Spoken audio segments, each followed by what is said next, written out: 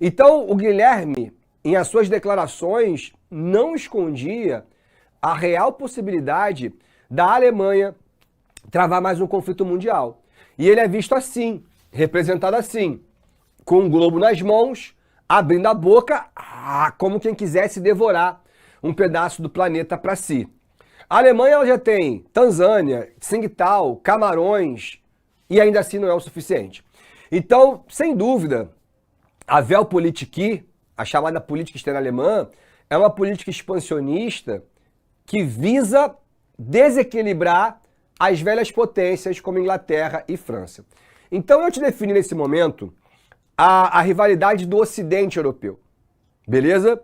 Que é uma rivalidade mais fácil, é uma rivalidade mais tranquila de você entender. A Alemanha, França e Inglaterra disputam território, porque querem mercado consumidor, porque querem matéria-prima, porque querem mão de obra barata. Agora, no leste europeu, a coisa é um pouco mais complicada. O gigante do leste, sem dúvida alguma, é o Império Russo, governado pelo jovem czar Nicolau II.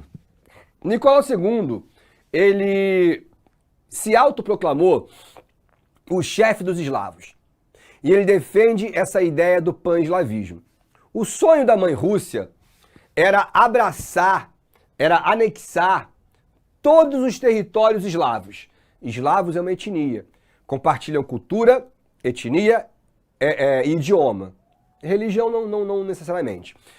Mas são povos que se veem como povos, como o mesmo povo. E por mais que a Rússia não tenha a capacidade de abraçar todos os eslavos, o Nicolau ele se compromete a ajudar os povos eslavos. E é aí que ele está se comprometendo com promessas de guerra que talvez ele não pudesse cumprir. Mas muito dessa política externa de Nicolau é baseada, sobretudo, no seu primo, o chamado George V. Não são irmãos, tá? São primos. George é o rei da Inglaterra. Ambos são netos da Rainha Vitória. Ambos são primos de primeiro grau e netos direto dessa que foi a maior rainha da história da Inglaterra. Então, deixa eu te explicar uma coisa. A Rússia, por exemplo, é muito amiga da Sérvia. A Sérvia é um país que pouco tem interesse e relevância mundial. Mas a Sérvia, ela compartilha com a Rússia, a Ucrânia aqui ainda é Rússia, beleza, pessoal? Que não tinha Ucrânia na época. É a mesma etnia. E essa linha vermelha aqui, ó, é o que a gente chama de Império Austro-Húngaro. Se ligaram? Olha que doideira, cara. O Império Austro-Húngaro, ele contornava todo esse território, englobando, olha isso, mais de 10 países. Então, o sonho da Sérvia tem nome: Iugoslávia, a terra dos eslavos. Acompanha meu dedo. A Sérvia queria libertar Belgrado, Bósnia, Herzegovina, Croácia e transformar tudo isso aqui em um único país eslavo. Quem apoia a Sérvia? A Rússia. Mais uma vez, porque todos são eslavos. Agora, o grande problema é que a Sérvia, para libertar essa região, vai ter que brigar com Francisco Ferdinando. Vai ter que brigar com o príncipe arquiduque Francisco Ferdinando. Eu estava até comentando com o pessoal aqui do estúdio que eu não gosto dessa história. O arquiduque Francisco... Arquiduque é o cacete, cara. O maluco, ele era filho mais velho do imperador Francisco José. O imperador da Áustria-Hungria tinha 86 anos. Então, Francisco Ferdinando não é um arquiduque, pô. Ele é um príncipe e que, na prática, ele é o rei. É ele que governa, é ele que decide, é ele que toma a decisão. O quadro do Francisco Ferdinando, já com a faixa e a coroa, estava pronto. Era só o velho morrer. E o Francisco Ferdinando governa um império bem no meio da Europa. E é por isso que ele é um problema para muita gente. Ele incomoda a Rússia, ele incomoda a Sérvia, mas ele é amigo da Alemanha, que incomoda a França. Então olha que doideira, cara. A coisa vai ficar mais complicada ainda quando o Mehmed, esse senhor aqui, o imperador turco-otomano, é isso mesmo. O Império Turco, pessoal, ele pegava toda essa região aqui e ia até todo o Oriente Médio. Mas sabe como é que apelidavam ele? De o velho doente. Quem é o velho doente? O que acontece com o velho doente? Ele morre. E por que esse apelido para o Império Otomano? Porque a cada década ele vai reduzindo de tamanho. A cada década ele vai perdendo território. Ou seja, o Império Otomano ele precisa urgentemente se modernizar. Ele precisa de armamento, de tecnologia. E sabe quem estava disposto a ajudar o Império Turco-Otomano? A Alemanha. A Alemanha do Guilherme II. Qual é a ideia? O que esse cara pode dar para Guilherme II? Meu irmão, algo fundamental para a Alemanha: petróleo. É aí que Guilherme II, da Alemanha, lá em cima, fala: pô, Mehmed, eu tenho uma ideia aqui, meu irmão, que se a gente conseguir consolidar isso, vai ser fantástico. Vamos fazer uma linha de ferro, ou seja, uma linha de trem, ligando a minha capital, Berlim, até a sua cidade de Bagdá, aonde você tem grandes e ricos campos de petróleo. E aí eu vou me abastecer diretamente da fonte, irmão. E aí eu te dou tecnologia, armamento, munição, e eu te ajudo na Revolução Industrial. Mehmed então falou assim: pô, Guilherme, fechado. Vamos fazer essa estrada de ferro. E aí cria o problema. Porque é o seguinte, durante essa estrada de ferro, sai da Alemanha e vai ter que passar por todo o Império Austro-Húngaro. É um problema? Não. Porque o Império Austro-Húngaro, assim como a Alemanha, eles são germânicos. E esse é o grande problema.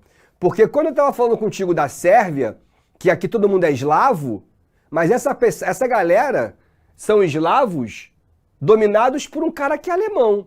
Mas não é austríaco? Tudo bem, pessoal. Mas eles são germânicos. Lembra que Hitler era austríaco e ainda assim governou a Alemanha? Porque eles falam o mesmo idioma, eles têm a mesma etnia, eles têm a mesma religião, eles têm a mesma cultura. Eles são o mesmo povo. Então, a Sérvia eslava não quer que os seus irmãos eslavos sejam dominados pelo Império Austro-Húngaro. E é aí que a Sérvia vira um problema ainda maior. Por quê? Para passar a linha de ferro pela Áustria, de boa. Alemanha e Áustria, amigos, friends. Guilherme II e Francisco Ferdinando, friends. Bulgária, friend. Império Turco, friend. Qual é o grande problema? A Sérvia. Ah, professor, pode passar pela Romênia? Pode, mas é o mesmo problema. Também é eslava e ela é maior do que a Sérvia. Sendo maior do que a Sérvia, a Romênia vai dar mais trabalho. E é aí que Guilherme II tenta convencer Francisco Ferdinando a invadir a Sérvia. Se ligaram? Se ele invade a Sérvia e ele domina a Sérvia, a linha de ferro seria concretizada. Então o grande sonho da Alemanha é que o Francisco Ferdinando resolva esse problema. Só que esse cara aqui era um dos únicos pacifistas dessa história toda. Ele manda uma carta para Guilherme II com uma resposta bem humorada, dizendo o seguinte: Guilherme, e o que eu ganharia anexando a Sérvia? Ameixas, bandidos e muita bosta de cabra. Prefiro a saída pacífica. Então, Francisco Ferdinando, ao não querer uma guerra contra a Sérvia, ele acaba desagradando os interesses alemães. Mas, claro, isso não é o suficiente para eles brigarem, porque todo mundo ali é germânico. Então vamos lá, pessoal. Vou relembrar vocês. Ah, professor, está muito confuso, então presta atenção. É a segunda chance que eu vou te dar agora para entender. George V, rei da Inglaterra. Clemenceau, o Tigre, primeiro-ministro da França. Guilherme II, Kaiser da Alemanha. Kaiser e rei é a mesma coisa. Francisco Ferdinando, príncipe que atua como rei da Áustria. Nicolau II, czar da Rússia. Mehmed, imperador turco-otomano. Show? Qual é a rivalidade do Ocidente? Professor, França e Alemanha. Perfeito. França e Alemanha se odeiam. E a Inglaterra, cada vez mais, vai se colocar ao lado da França. Quem se odeia no Oriente, no leste europeu? Rússia e Áustria-Hungria. Nicolau e Francisco Ferdinando, beleza? E aqui o Mehmed olhando essa treta junto com a Sérvia, que obviamente odeia o Império Austro-Húngaro porque ela quer libertar essa galera. Então, quem é que se ama no meio da Europa? Guilherme e Francisco Ferdinando. Por quê? Porque são alemães, são germânicos, falam o mesmo idioma. Quem também ama Guilherme? Mehmed, pô. Porque Guilherme vai mandar para Mehmed tecnologia, armamento, munição, e em pagamento eles vão fazer a estrada de ferro Berlim-Bagdá. É aí que nasce a Tríplice Entente. Desculpa, a Tríplice Aliança. Beleza? Então, mais uma vez, quem são os aliados? Alemanha, Áustria, Império Turco. Império Turco, Império Austríaco e Alemanha. Ah, professor, mas você não me falou que a Itália e a Alemanha tinham ótimas relações porque se unificaram juntas? O grande problema da Itália é que ela ainda reivindica territórios que estão sob o domínio da Áustria. E aí a Itália é irredutível, irmão. A Itália fala, ó, não tem papo. Ou a Áustria me entrega os territórios, ou eu saio da Tríplice. E aí a Alemanha, entre ficar com o Império Germânico e uma Itália que culturalmente e etnicamente está distante, a Alemanha fala, então beleza, Itália, então você não vai fazer mais parte.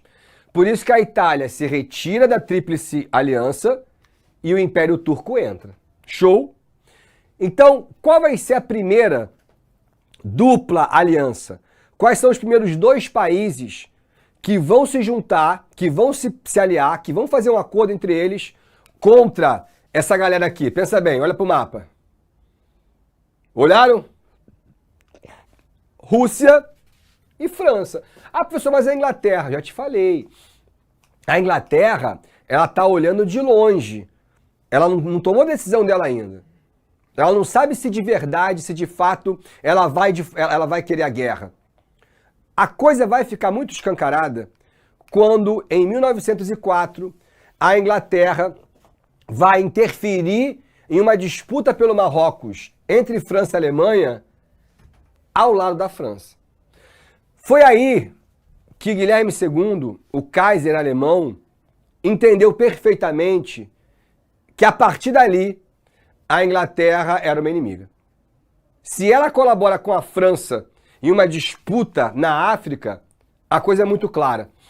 A Inglaterra, em uma guerra, vai lutar ao lado dos franceses. A imagem da Alemanha, o nascimento dessa potência, faz com que duas velhas rivais se aliem. E a Inglaterra e França, então, junto com a Rússia, vão formar a Entente Cordiale, também conhecida como a Tríplice Entente. Então, cara, o clima da Europa, essas alianças, esses acordos, ressaltam uma rivalidade que é extremamente perigosa. Para você ter uma ideia, em 1906, 2 anos depois de formar a Entente Cordiale, um brasileiro chamado Santos Dumont pegou o seu avião chamado 14 Bis e fez o primeiro voo de um humano decolando um avião na história, no campo de Bagatelle, em Paris. E o mundo ficou encantado. 2 anos depois, um outro aviador, se eu não me engano, chamado Demoiselle, ele vai decolar de Paris e vai pousar em Londres. E esse é o primeiro voo internacional da história. O mundo ficou bestificado. O mundo ficou, meu Deus, o homem pode voar. É o sonho de Ícaro. E todo o planeta parabenizou a Inglaterra, parabenizou a França, parabenizou até o Brasil por causa do Santos Dumont, exceto a Alemanha. Sabe o que Guilherme II falou desse voo internacional? Ele disse, a partir de hoje, a Inglaterra deixa de ser uma ilha. Sabe o que está querendo dizer? Ninguém nunca invadiu a Inglaterra. E ninguém nunca invadiu a Inglaterra porque a Inglaterra é uma ilha protegida pela melhor marinha do mundo. Então ninguém pisa. Só que agora tem um avião.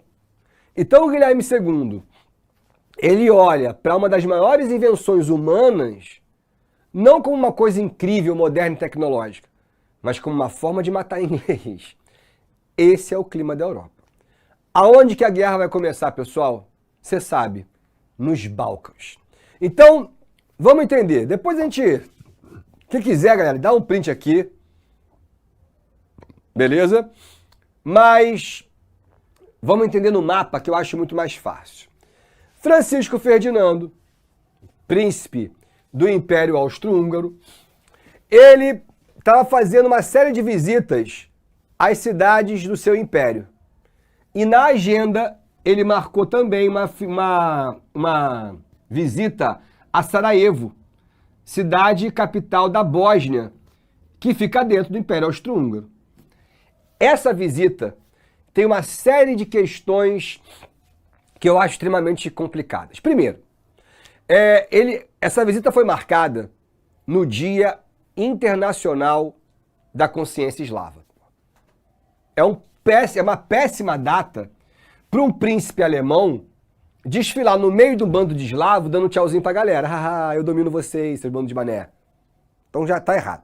Segundo, o prefeito de Sarajevo enviou diversas cartas avisando que era uma péssima ideia. Essas cartas nunca chegaram.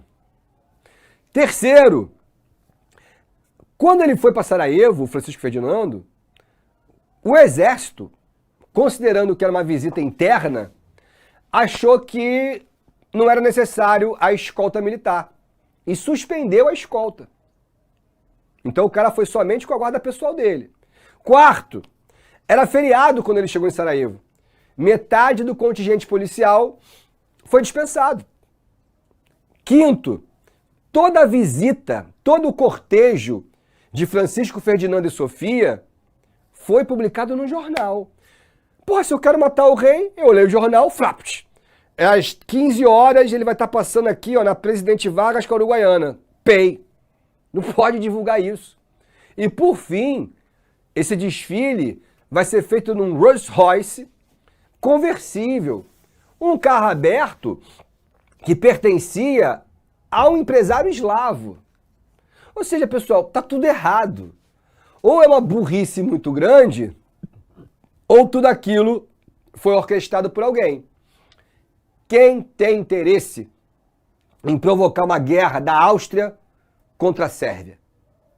Professor, porra, ainda não entendi. Então eu vou te explicar com calma, beleza?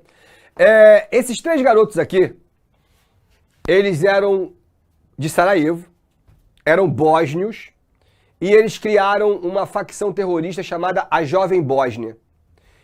Eles são eslavos e por isso eles odeiam Francisco Ferdinando, que é germânico. Eles querem matar o rei, desculpa, o príncipe. Esses caras querem matar esse cara, beleza? Só que esses malucos, eles eram tão, como eu posso dizer, amadores, que eles não tinham nem armas. Aí entra a Sérvia.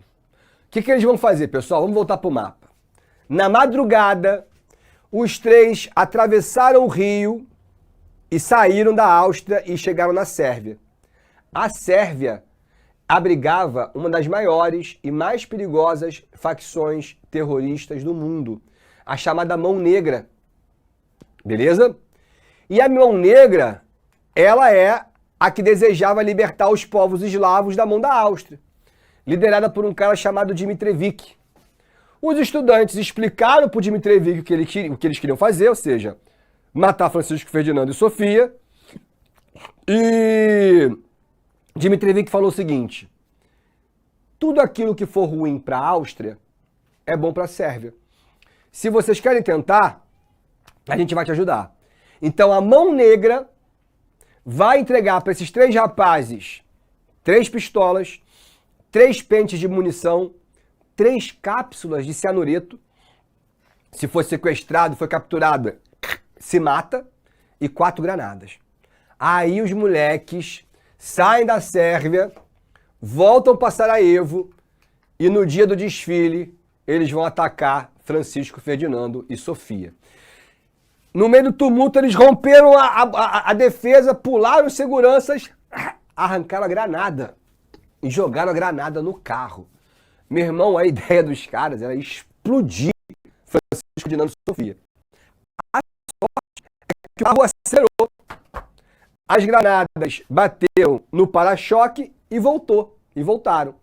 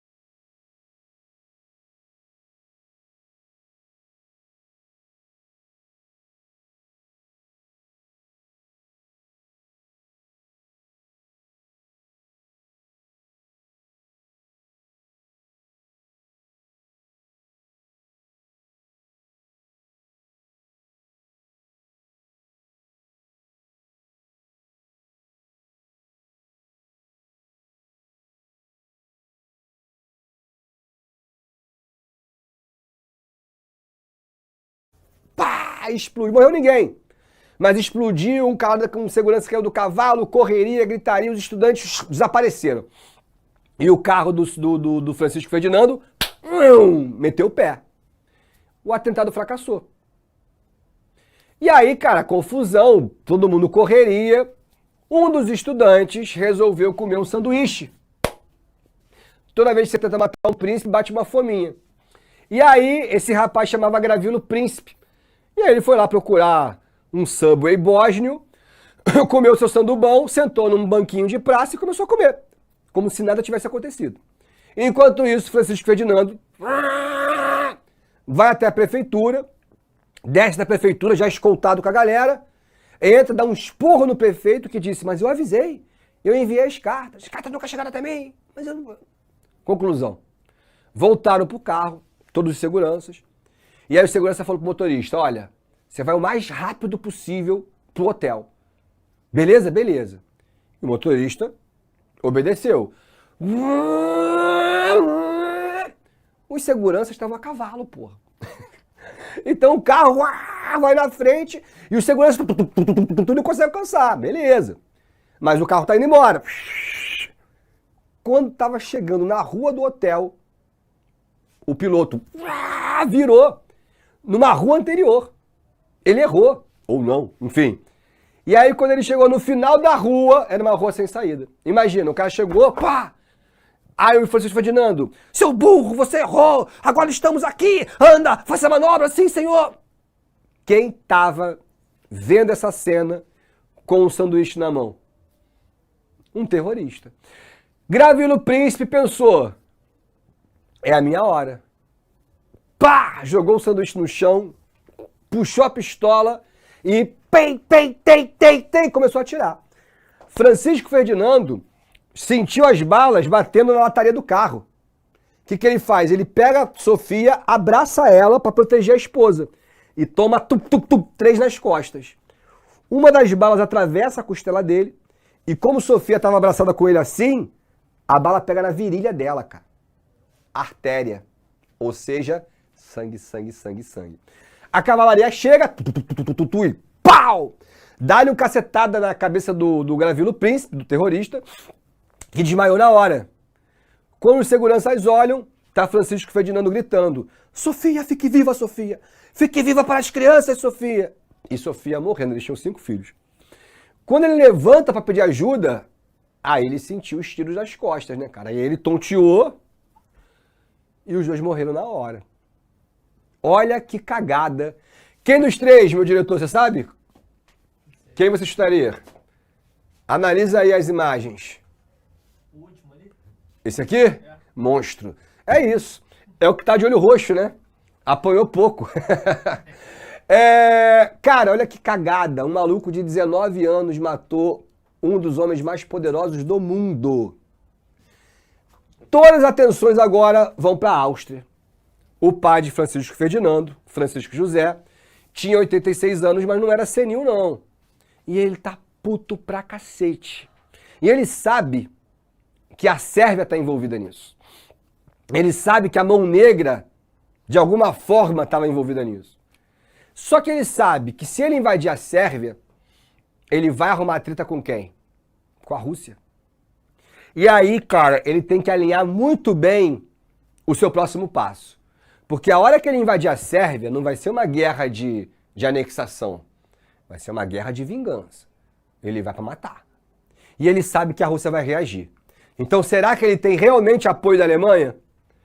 O atentado aconteceu no dia 28 de junho. Francisco José vai demorar exatamente um mês.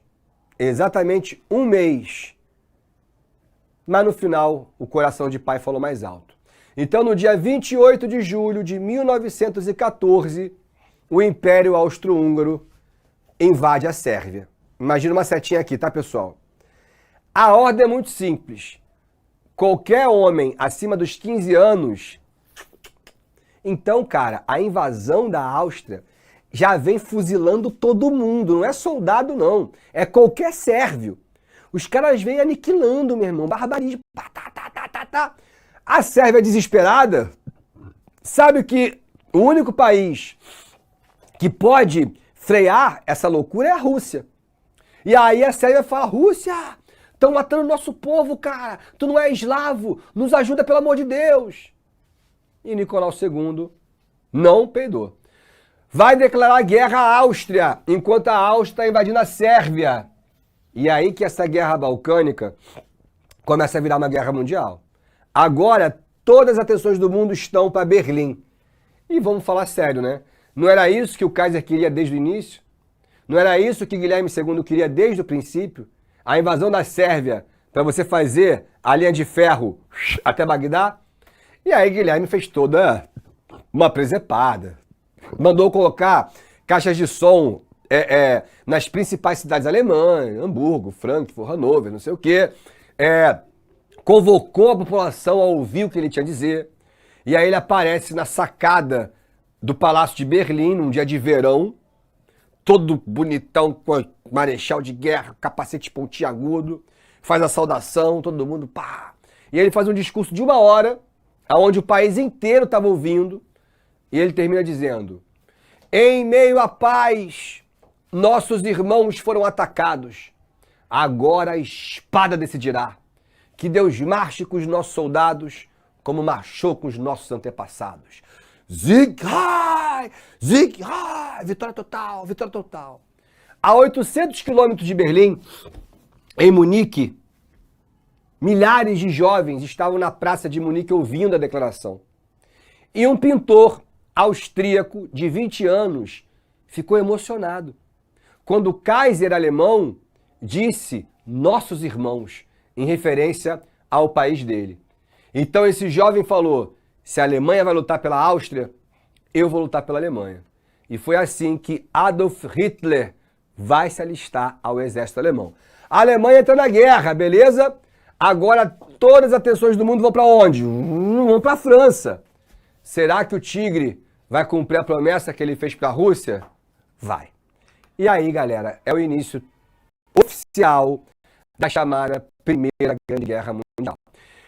Esquece a cor dos mapas, esquece isso. Todos os países do mundo declararam neutralidade. Itália, Portugal, Espanha, Holanda, Bélgica, Estados Unidos, exceto a Inglaterra. A Inglaterra não declara neutralidade. Ela não vai para a guerra.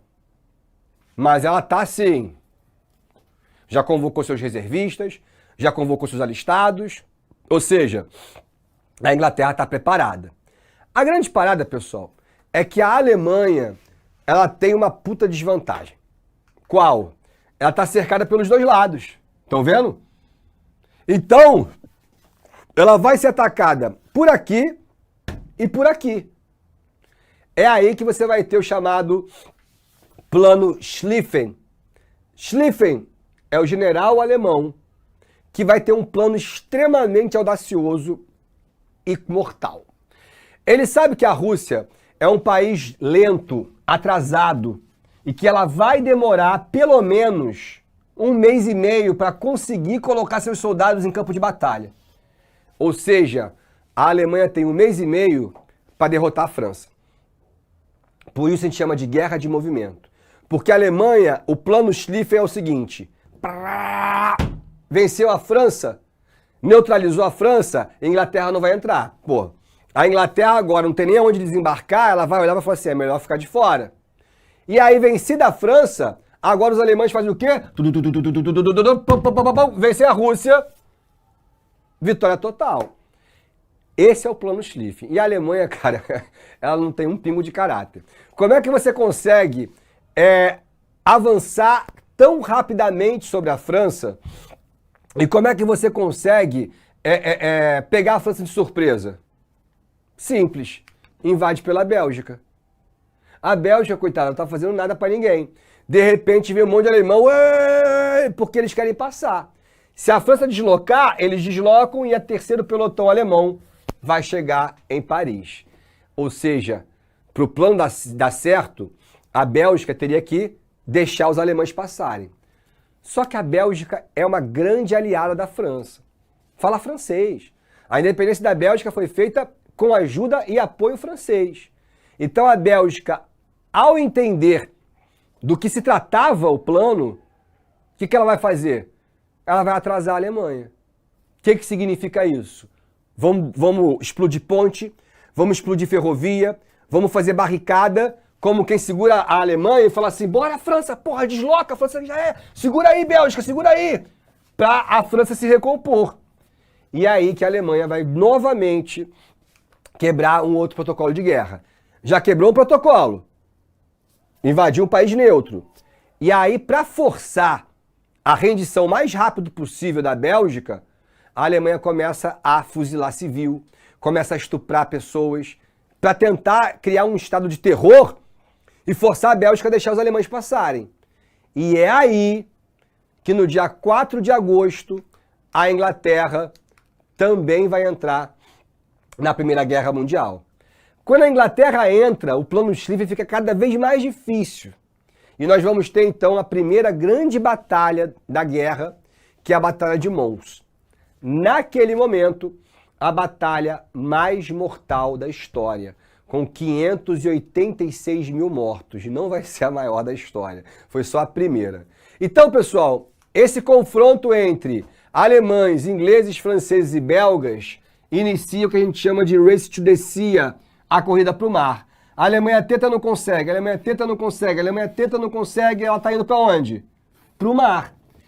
Essa região toda aqui vai ser chamada de Terra de Ninguém. A Terra de Ninguém é uma das regiões mais terríveis do mundo. Isso aqui vira, na verdade, uma imensidão de lama, com carne humana, com mula, com cabra, com todo tipo de dejetos e de sólidos, de carne, de podridão e de lama, cara. Porque a guerra, morteiro, bomba, campo minado, deslocamento de milhões de pessoas, vai devastar essa região. Um filme muito bom que mostra essa região é esse filme que venceu o Oscar chamado 1917. A Alemanha não consegue passar, cara. E aí quando chega aqui, a Inglaterra fala, bom, chegamos in the ocean, it's my strong. E a Inglaterra pensa, agora eu vou acabar com a Alemanha. Eu sou a rainha dos mares, mas a Inglaterra, ela vai ter a pior notícia do século XX para ela. Nunca mais ela vai ter soberania naval, porque os alemães inventaram o tal do submarino. E aí, com os submarinos, os alemães afundam os navios ingleses e a Inglaterra não vai conseguir chegar na Alemanha. Mas a Alemanha também não vai conseguir chegar a Paris. E o que é pior de tudo, quem está vindo do leste? Os russos. É nesse momento que o plano Schlieffen fracassa. Porque agora, irmão, a Alemanha vai ter que deslocar 1,5 milhão de soldados para o outro lado. Senão a Rússia vai chegar em Berlim. Ou seja, se a Alemanha sai daqui, franceses, ingleses e belgas avançam para cá. Ela está dividida. E é aí que começa essa que vai ser, sem dúvida, a grande característica da Primeira Guerra Mundial. A Guerra de Trincheira. Cara, até setembro, nós tínhamos o incrível número de 2.800.000 mortos. A humanidade estava completamente assim, assustada. Cada batalha 500, toda hora meio milhão de mortos, cara. É o tudo ou nada. A trincheira, ela vem de uma maneira para segurar a guerra, para segurar o avanço e principalmente para ganhar tempo. Para ganhar tempo de pensar em novas possibilidades de vencer a batalha. Então a trincheira você não precisa colocar 2 milhões. Os caras estão debaixo da terra. Então você consegue deslocar para o outro lado 1 milhão e deixar metade do contingente aqui. Só que é o seguinte, cara. Se você deixar a Alemanha cavar a trincheira, ela vai cavar até Paris. Então o que os franceses e os ingleses fazem também? Cavam as suas próprias trincheiras. E aí nessa de cava, eles vão cavar a trincheira do Mar do Norte até a Suíça, cara. 800 quilômetros de trincheira, 800 quilômetros de lama e de horror. Lar dos vivos e dos mortos nos próximos 4 anos de guerra. A trincheira, ela é o grande símbolo desse período. A trincheira, ela não tem tratamento, ela não tem saneamento, ela é um lugar insalubre, onde ela atrai todo tipo de animal que transmite doença, como a barata, o barbeiro, o mosquito e principalmente os ratos. Os ratos viram uma ameaça, porque era tanta carne humana disponível que os ratos que nasceram com uma dieta baseada em carne humana. É surreal. Os soldados, quando dormiam, eles dormiam com as mãos para dentro das fardas, porque se dormisse com a mão para fora, um rato comia o teu dedo, cara. Então, a trincheira, ela mata pela peste, ela mata pela guerra e ela mata pela loucura. Esse aqui, ó, o cara não tá normal. Porque em alguns lugares, essas trincheiras eram tão próximas uma das outras que você conseguia ouvir o inimigo. E os ingleses desenvolveram uma estratégia muito interessante. Uma estratégia que era o seguinte, eles cantavam uma música que só tinha um único verso. Nós estamos aqui porque nós estamos aqui, porque nós estamos aqui. E eles cantavam isso para enlouquecer os alemães. Ficava o dia inteiro. Worry, because worry, because worry, because worry. Worry, because worry, because worry, because worry. Together, worry. Aí os alemães, desesperado, meu irmão, indignados. Essa é a Guerra das Trincheiras. Bom, ainda em agosto de 1914, o Império Turco-Otomano, aqui os ratos, galera, também vai entrar na guerra. E a Rússia, pessoal, ela tá muito ferrada. A Rússia é um gigante que não tem preparo, a Rússia é um gigante que não tem indústria. Então ela vai ser atacada no Cáucaso, vai ser atacada pela Ucrânia, vai ser atacada pela Polônia e ela não vai ver bola. A Rússia só vai perder. E isso é uma preocupação muito grande para o Ocidente. Porque se a Rússia sai da guerra, aquele 1,5 milhão de alemães vão vir de bicho para a França. Então é necessário tentar ajudar a Rússia e desarticular essa Alemanha. É aí que todo mundo resolve participar da guerra.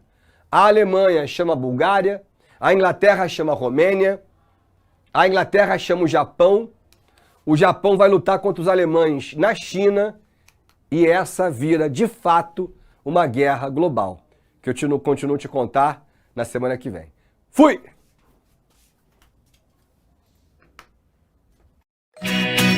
Assista nossas aulas a hora que você quiser. Vem com o Pro, o cursinho online que mais aprova no Enem. Assine em proenem.com.br.